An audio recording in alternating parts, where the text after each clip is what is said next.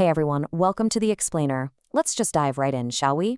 Picture this. A massive, nation-defining movement is right on the brink of achieving its ultimate goal, only to find its greatest leaders completely, fundamentally split on how to actually cross the finish line. Today, we are exploring the absolutely fascinating internal politics of India on the very eve of World War II. We're going to unpack the intense, complex, and surprisingly respectful rivalry between two absolute titans of Indian history, Mahatma Gandhi and Subhas Chandra Bose. We'll break down their colliding ideologies and see how the sudden, massive shock of a global war forced these brilliant minds to a historic crossroads. Here's how we're going to break it all down today. First, a clash of visions. Second, the Tripuri crisis of 1939. Third, we'll look at Gandhi and Bose's contrasting paths. Fourth, their blueprints for a free India. And finally, how World War II forced some really tough decisions. All right, part one, a clash of visions, two titans, one goal. Right off the bat, you've got to understand something crucial. Both of these leaders were chasing the exact same thing, Purna Swaraj, total independence. But the cracks really started showing around 1938. Subhas Chandra Bose had just been unanimously elected president of the Congress at the Haripura session. The guy was all about radical ideas and immediate action. He'd made his name organizing youth and trade unions. During his presidential address, Bose made it crystal clear he saw a massive revolutionary opportunity right then and there. But, pushing for that kind of aggressive action, it started rubbing the older, more cautious Congress leaders the wrong way. They wanted to prepare, not provoke. The storm was definitely brewing. Which brings us to part two, the Tripuri crisis of 1939, the fracture within the Congress. So that brewing tension, it officially boiled over into a very public showdown for the actual soul of the movement. January 1939 rolls around, and Bose decides, hey, I'm running for president again. Gandhi and the Congress Working Committee they were not thrilled. They saw the presidency as more of a symbolic role, definitely not an ideological battlefield.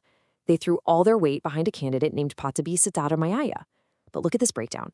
Bose actually pulled it off. He won outright, 1,580 votes to Sitaramaia's 1,377, largely because the socialists and communists really rallied behind his platform. But those numbers, they're really only half the story.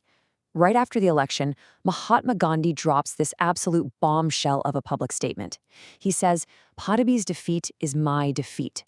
Wow. I mean, with just those 6 words, Gandhi instantly turned what should have been a standard procedural vote into a highly charged, existential Gandhi versus Bose showdown. The movement was now officially split down the middle. And from there, Bose's political isolation happened at lightning speed. Think about it. He was flying high as president in early 38, re-elected at Tripuri in early 39. But at Tripuri, Bose wanted to lay down a direct ultimatum to the British. He could sense a massive international crisis coming and wanted to strike. Gandhi firmly hit the brakes, basically arguing that the masses just weren't ready and that internal chaos would completely ruin the movement. Facing this total gridlock, Bose actually resigns the presidency in April 1939.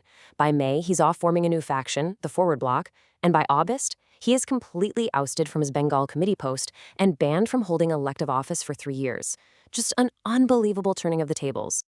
Moving to part 3, Gandhi and Bose, contrasting paths, deep divide, deeper respect. Now, despite everything we literally just went through, the brutal elections, the resignations, the disciplinary bans, these two guys actually shared a profound, almost paradoxical mutual respect. Seriously, fast forward to 1942, way after their ugly political split, and Gandhi is publicly calling Bose the prince among the patriots. Later on, when early rumors of Bose's death were circulating, Gandhi didn't hold back. He praised Bose's immense bravery, saying his service to India made him immortal. Even though he completely rejected Bose's militant tactics, Gandhi never ever doubted the man's absolute dedication to India. And the flip side of that is just as wild. Did you know it was actually Subhas Chandra Bose who coined the iconic title, "the father of our nation" for Gandhi? He used that exact phrase during a famous radio broadcast from Rangoon in 1944. Think about the context here. Bose is literally out there building an armed force to violently fight the British, something Gandhi vehemently opposed. Yet Bose is simultaneously telling the entire world that Gandhi's name will be written in letters of gold forever. Talk about complex relationships. But let's be super clear about where they disagreed, because structurally, their ideological clash was absolute night and day. Gandhi was all in on a nonviolent mass movement. He was focused on internal readiness, unity, self-reliance. He completely refused to take advantage of Britain's wartime vulnerabilities. Bose, on the other hand, he was all about militant action. For a revolutionary, he was ruthlessly opportunistic in the best way possible. He firmly believed India absolutely had to use international crises and global instability as the perfect launchpad for an immediate, forceful struggle for freedom. That brings us to part 4. Blueprints for Free India, Differing Visions for Tomorrow. Because it wasn't just a disagreement about how to kick the British out. They had fundamentally different visions for what Indian society should actually look like on day one of independence. Take education and labor, for example.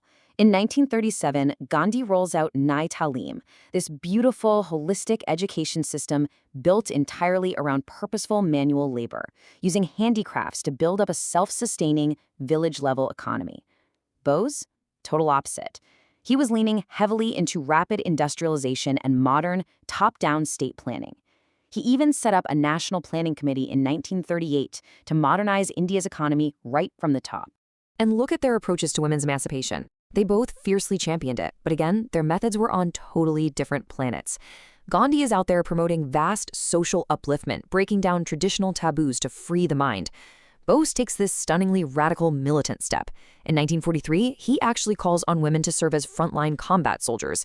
No joke, he formed the Rani of Jhansi Regiment within the Indian National Army, commanded by Captain Lakshmi Swaminathan. These women were trained exactly like the men, preparing for actual, literal combat. So we've got these two towering figures, deeply respectful, incredibly opposed, pulling this massive movement in two completely different directions. And then the whole world shifts. September 3, 1939, Britain declares war on Germany, and almost immediately the British government unilaterally declares India's support for the war. No consultation with Indian leaders. None. So suddenly, all this theoretical debate, it's over. The immediate burning question right in their faces became, how on earth should India respond to a global war? Which leads to our final section, Part 5, World War II Forces Decisions, the Ultimate Pressure Test. This sudden, massive shockwave basically forced all those conflicting ideologies we've been talking about to violently collide. Now, initially, the Congress, even though they were furious about being bypassed, they did actually offer to cooperate with the British war effort, but they attached two very strict conditions. Condition number 1, a constituent assembly had to be convened right after the war to determine a free India's political structure. And condition number 2, they wanted some form of genuinely responsible government established at the center immediately. Getting to that offer, though, required navigating an absolute minefield at the Warla session. The leadership was totally fractured. Get this. Gandhi actually pushed for unconditional support for the Allies, mostly because he just absolutely despised fascism. Bose and the socialists were on the complete opposite end, arguing for total neutrality, essentially saying, look, both the Allies and the Axis are just greedy imperialists. Ultimately, it was Jawaharlal Nehru who carved out the winning middle ground. He vehemently opposed fascism and felt justice was with the Allies, sure, but he drew a hard line. India cannot fight for democracy abroad while being denied it at home. That conditional stance became the official Congress position. So, they hand over Nehru's carefully crafted compromise, and how do the British respond? Total rejection. The British Viceroy, Lord Linlithgow, flat out rejected both of the Congress's conditions. It was a massive, crushing blow. It left the Indian independence movement at this profound crossroads. They were deeply divided internally on tactics, and now they were completely locked out by the British government. As we wrap things up today, I really want to leave you with a question to chew on. Can a massive movement actually succeed when its greatest leaders fundamentally disagree on the path forward? You see, the dynamic between Gandhi and Bose wasn't just some standard political rivalry. It was this intense, rigorous debate over the very soul of a nation. Understanding how they navigated this respectful, yet totally fractured rivalry is absolutely key to understanding what leadership looks like in a true crisis. Thanks so much for tuning into this explainer, and as always, keep questioning the history behind the headlines.